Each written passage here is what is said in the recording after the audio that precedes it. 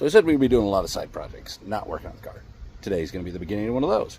The other day, I left the hood off from the little truck, and overnight it rained. It rained a lot, and somehow it made it into the... So, we're going to pull the dual quads off, we're going to pull the intake off, we're going to reseal this intake, because my only guess is it went down around the edges of the intake. Don't know how. I know it was a lot of water, but let the fun begin.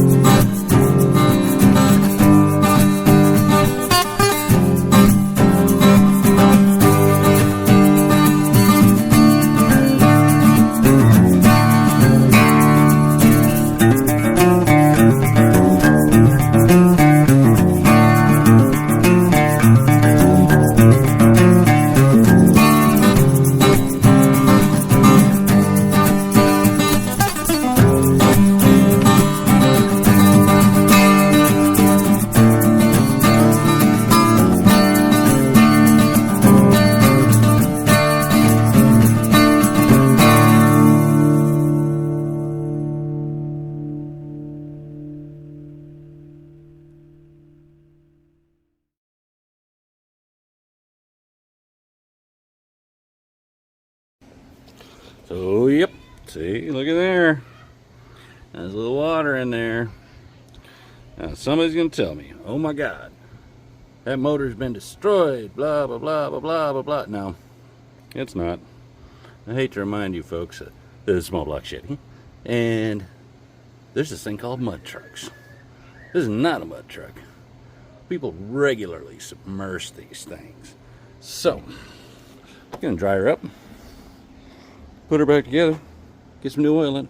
I am going to take the oil pan off, drain it. I want to punch a hole in that thing, just one little extra hole that I want to be in the oil pan. And then we'll be back to square one, driving around.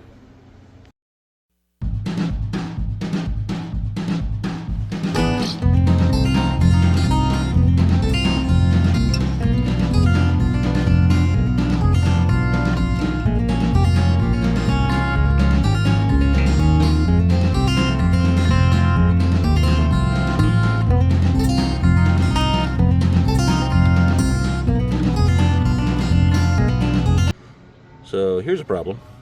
I bought these intake gaskets and they're extremely pricey. Well, I can't say extremely pricey, but they're more than normal. But I just cut them across here. These were meant for aftermarket heads, for aluminum heads. And it has this same rise down here, normally on the top. But that is not going to fit. As you notice, even my intake runners are not fitting well. I guess I could open up the heads, but that sounds like a lot of work I'm not going to do. Either way, I've got to trim that down.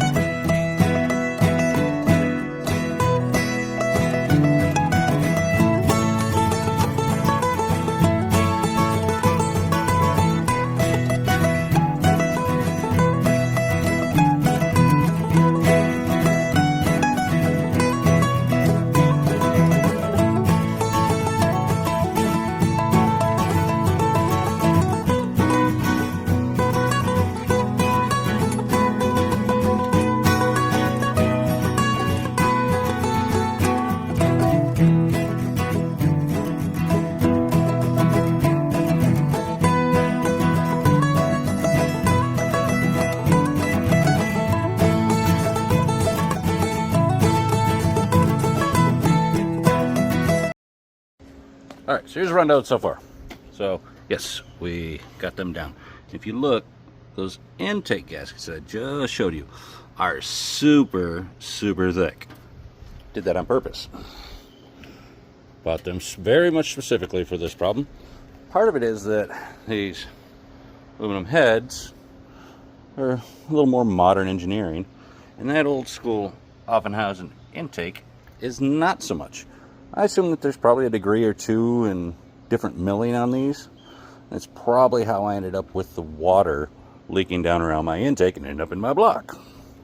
Luckily, I didn't turn this thing over. The only turning over we did was what you saw me do by hand to bring it up to top dead center before I pulled all of this off.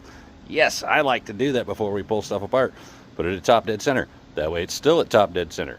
So, on to another little side project. This distributor right here. This is called the Roto Phase. If you could find another one, I would be very surprised. They were built, not many of them were built. Apparently there's a guy that did a lot of old school race stuff back in like the 60s and 70s was designing these out in California somewhere. So what makes this little guy different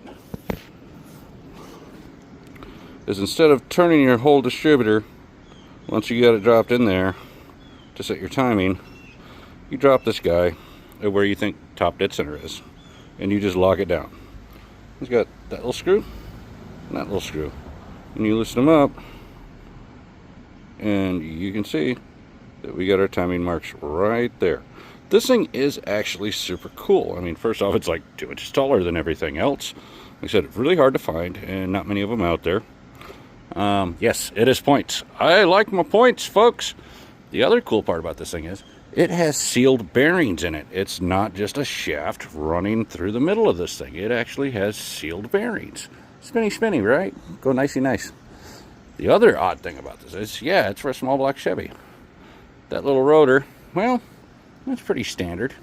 But this thing uses a Model A Ford distributor cap that goes on top of it. So, find your, your mofo parts to put on these things. Nobody makes parts for it anymore. Even these points in here, they don't make them anymore. They're supposed to be an MSD product. MSD quit manufacturing them.